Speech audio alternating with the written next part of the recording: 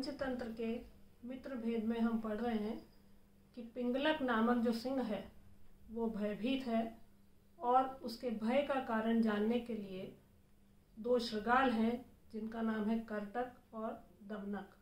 उनमें से दमनक नामक जो शृगाल है वो पिंगलक के पास जाना चाहता है और उनके भय का कारण जानना चाहता है। कर्टक उसे मना करता है कि ये हमारा काम नहीं है और व्यर्थ का काम करने से स्वयं की हानि होती है, इसलिए सोच समझकर निर्णय लो। लेकिन दमनक कहता है कि नहीं, हमें मंत्री पद प्राप्त करना है और उसके लिए अपने स्वामी का विश्वास भी हमें प्राप्त करना होगा और इसके लिए मैं उनके पास जाऊंगा, भय का कारण पूछूंगा और उन्हें आश्वस्त करूंगा और पुनः अपना मंत्री पद प्राप्त करूंगा। इस संबंध में दोनों तर्क वितर्क करते हैं, दोनों का वार्तालाप होता है। उसमें हमने ये पढ़ा कि राजा कैसा होना चाहिए, किस राजा का आश्रय लेना चाहिए, सेवक के क्या गुण होने चाहिए, या राजा और सेवक का परस्पर कैसा संबंध होना चाहिए, इस विषय के हम श्लोक पढ़ रहे हैं और आगे भी आज हम इसी तरह के आज श्लोक पढ़ेंगे। स्थानेष्वेव नियोक्तव्या भृत्याश्च भरणानि च नहि चूड़ामणिः पादे प्रभवामीति बध्यते। तो यहाँ पहले तो दमनक पिंगलक के पास पहुंच गया, अपने स्वामी के पास, सिंह के पास, और कहा कि मैं आपके भय का कारण जानने आया हूँ। पिंगलक कहता भी है कि इस समय आने का क्या प्रयोजन है, तब वो यही कहता है कि मैं आपसे कुछ वार्तालाप करने आया हूँ और उसके विषय में कहा है कि स्थानेष्वेव नियोक्तव्या, स्थान पर ही नियुक्त किया जाना चाहिए। भृत्याश्च आभरणानि च, भृत्य अर्थात सेवक को और आभरणानि आभूषणों को। तो सेवक और जो पहनने धारण करने वाले जो आभूषण गहने होते हैं उन्हें उन्हीं के स्थान पर नियुक्त किया जाना चाहिए। नहीं चूड़ामणि पादे, चूड़ामणि जो सिर पर धारण की जाती है उसे पैरों में धारण नहीं करना चाहिए। प्रभवामीति बध्यते, और ऐसा करने पर कि मैं प्रभवम, मैं ही प्रभु हूँ, ऐसा कहकर चूड़ामणि को सिर पर नहीं धारण किया जाता है। तो ये यहाँ पर दमनक कहता है कि मैं आपका सेवक हूँ और सेवक के स्थान पर ही रहना चाहता हूँ, क्योंकि मैं ही प्रभु हूँ, मैं ही स्वामी हूँ, मैं ही राजा हूँ, ऐसा कहकर पैरों में धारण करने वाली वस्तु को सिर पर धारण नहीं किया जाता है। इसीलिए कहा गया है कि सेवक और आभूषण जिस स्थान पर नियुक्त किए जाने चाहिए वहीं पर उनका स्थान होता है। हाथ में पहनने वाला जो कंगन है उसे पैरों में धारण नहीं किया जा सकता, या पैरों में धारण करने वाली जो पायल है उसे सिर पर धारण नहीं किया जा सकता। तो यही यहाँ पर स्पष्ट किया गया है कि जिसका जो स्थान है उसे वहीं पर नियुक्त किया जाना चाहिए। तो सेवक का स्थान क्या है या उसका सम्मान कैसे किया जाना चाहिए उसके विषय में यहाँ पर कहा गया है।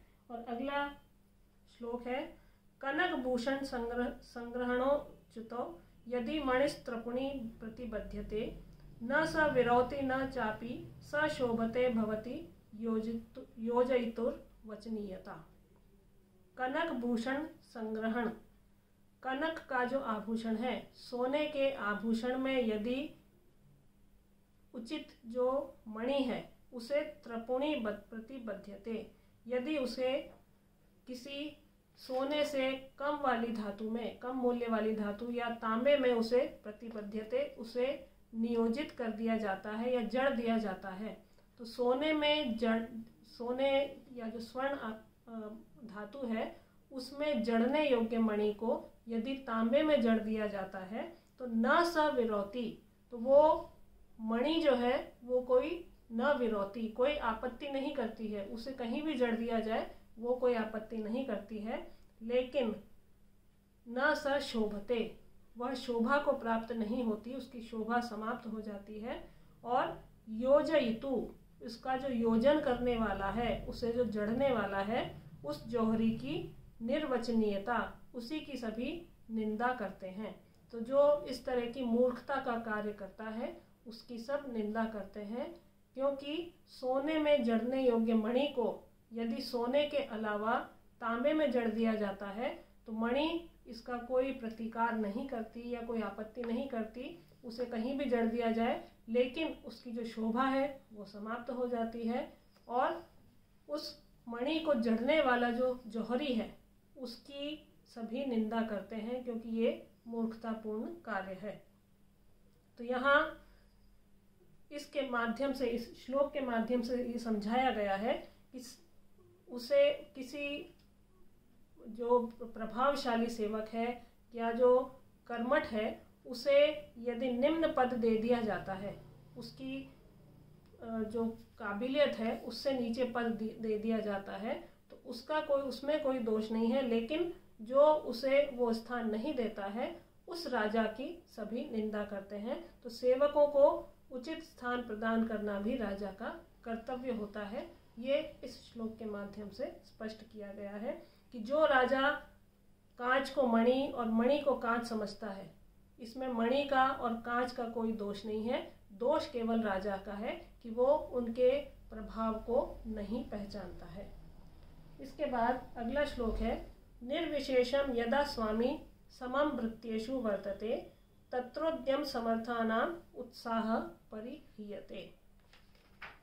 निर्विशेषम, जो विशेष नहीं है, यदा स्वामी समम भृत्येषु वर्तते, यदा जब जो स्वामी है, जो राजा है, समम भृत्येषु वर्तते, समम दोनों के साथ समान व्यवहार करता है। तो जब योग्य या अयोग्य दोनों को समान मानकर राजा दोनों से एक जैसा व्यवहार करता है, तो तत्र उद्यम, वहाँ उनका जो उद्यम है, जो परिश्रम है, उसको समर्थानाम उत्साह, उनका जो उत्साह है वो समाप्त हो जाता है और परिहीयते, वो लज्जित हो जाता है। तो उद्यमी व्यक्ति अपने श्रम का पुरस्कार यदि प्राप्त नहीं करता है तो उसका उत्साह भी समाप्त हो जाता है और वो लज्जित स्वयं को अनुभव करता है। तो राजा को चाहिए कि वो योग्य और अयोग्य सेवक में, या योग्य या अयोग्य जो भी कार्य करने वाला है उसमें भेद करे और दोनों को उनके समान उनका व्यवहार भी करे और उन्हें सम्मान भी प्रदान करे। समान व्यवहार योग्य और अयोग्य दोनों का किए जाने पर कर्तव्य परायण या जो उद्यमी व्यक्ति होता है उसका उत्साह ठंडा पड़ जाता है और वो निराश हो जाता है। तो राजा के बिना सेवक और सेवक के बिना राजा, दोनों का चलना कठिन होता है। दोनों का परस्पर सामंजस्य हो, दोनों एक दूसरे के गुणों का सम्मान करें, तभी कार्य सुचारू रूप से चल सकता है। जैसे किरणों के द्वारा सूर्य सुशोभित होता है, वैसे ही योग्य सेवकों के द्वारा राजा का भी कार्य सुशोभित होता है। ये इन श्लोकों के माध्यम से स्पष्ट किया गया है और यहाँ दमनक अपने स्वामी पिंगलक से ये सब निवेदन कर रहा है, क्योंकि वो उसका विश्वास ग्रहण करने के लिए उसके पास में आया है।